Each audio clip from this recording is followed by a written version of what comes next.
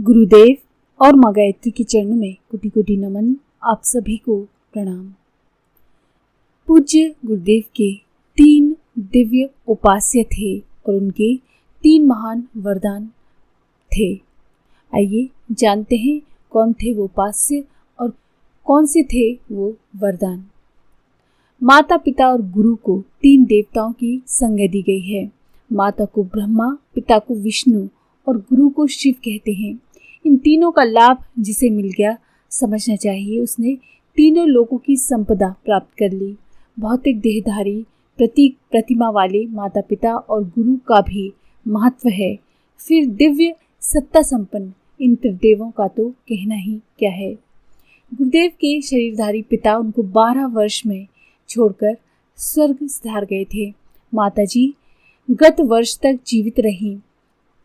सांसारिक गुरु उनके महामना मालवीय जी थे। यज्ञोपवीत और गायत्री मंत्र इन्हीं ने दिया था। ये उनके शरीर पर ये तीनों ही यथासंभव अनुग्रह बनाए रहे, स्नेह देते रहे, पर जिनका अहिर्निश अनुदान निरंतर मिलता रहा वे तीनों दिव्य सत्ता संपन्न ही थे। इसे एक सौभाग्य ही कहना चाहिए कि जो ये जीवन को धन्य बनाने वाली उन्हें उपलब्धियां मिल सकी। अन्यथा आमतौर से लोग वासना, तृष्णा और अहंता की आग में जलते हुए इस सुर दुर्लभ मानव जीवन को ही निरर्थक गवा देते हैं।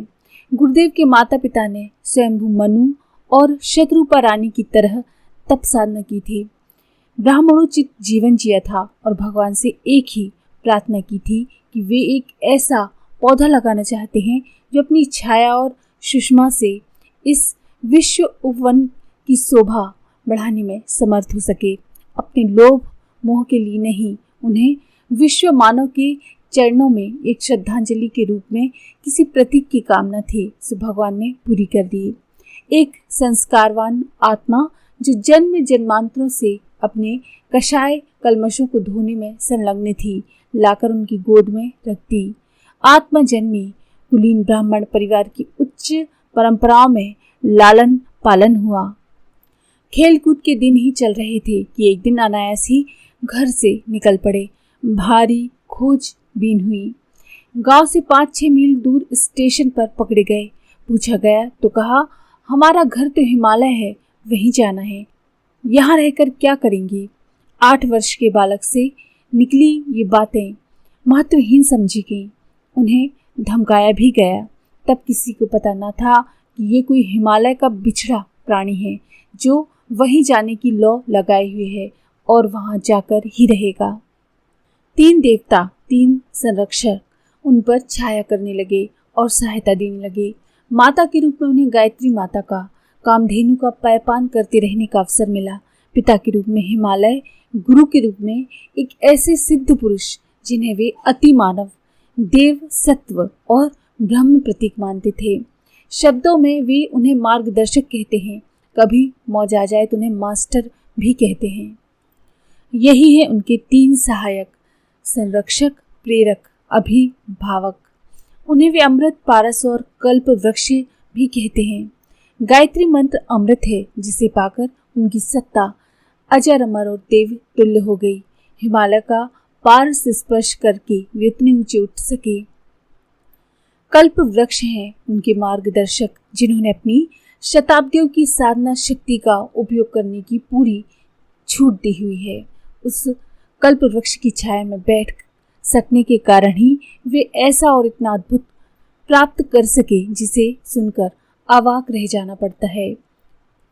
उस महान मार्गदर्शक का सर्वप्रथम और सर्वश्रेष्ठ अनुग्रह पहले ही दिन उनको मिला।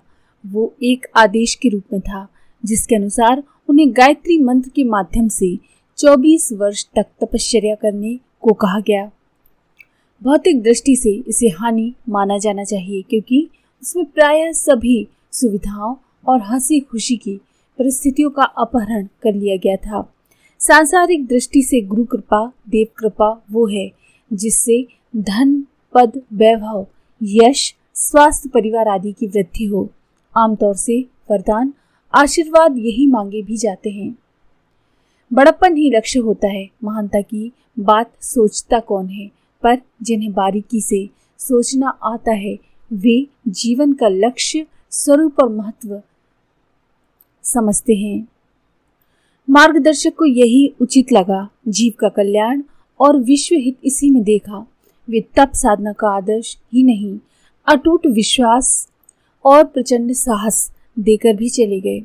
परिवार, संबंधी, शुभचिंतक सभी ने उस नई प्रक्रिया को अभिशाप समझा, कोसा भी, रोका भी। जिसने सुना सनक, मूर्खता, बर्बादी आदि जाने क्या क्या कहा। गुरु गोविंद सिंह ने अपने शिष्यों को कौन सी जागीरें दी थी, उन्हें लड़ने मरने के त्रास ही दिए थे। भर्तहरि ने अपने भांजे गोपीचंद को वैरागी बना दिया और मदालसा ने अपने पुत्रों को तत्वज्ञानी बनने की शिक्षा दी। बुद्ध का अनुग्रह आम्रपाली पर, अशोक पर, राहुल पर, आनंद पर बरसा तो वे ऐश्वर्य की ओर, अभिवृद्धि तो दूर उल्टे भिक्षुक ही बन गए। बड़प्पन और महानता एक दूसरे से लगभग प्रतिकूल हैं। एक को खोकर ही दूसरे को पाया जा सकता है। सो सद्गुरु के मार्गदर्शन में उन्हें विवेक दिया, विश्वास दिया और साहस दिया। इन तीन अवलंबों को पाकर वे अपनी राह पर चल पड़े। कौन क्या कहता है ये उन्होंने सुना ही नहीं।